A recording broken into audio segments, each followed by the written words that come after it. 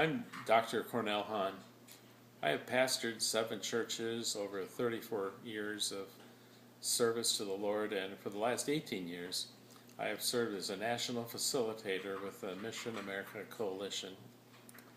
Everyone will have the experience of the loss of a loved one. The emotional pain and the grief lasts a long time. I will never forget my dear wife of 40 years, and in fact I don't want to. The usual process deals with grief in the following ways. First of all, it's denial. When I first learned that Marcia was going to die, I was numb. It just didn't totally sink in. I then was angry, not really at God, but angry. In fact, I told him I was ticked. He was getting an angel, and I was losing one. I then kind of made a deal with God in a sense and said, okay, I'm bargaining with you. I want her to stay here, and I wish you would let her stay here.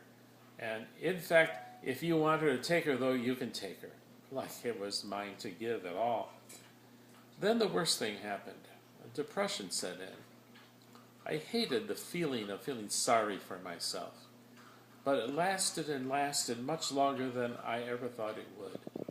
Finally came acceptance, and I grew away from the hurt and the pain and was able to talk about it and wanted to talk about it with so many people. Each person ultimately will deal with grief differently. I encourage you to surround yourself with a friend. I encourage you to allow grief to take place. Sit in a chair, just let grief take place. I would sit in a chair out on the patio and with no one around me, just cry and cry. It's good for you to do that. But most importantly, I trusted God by faith.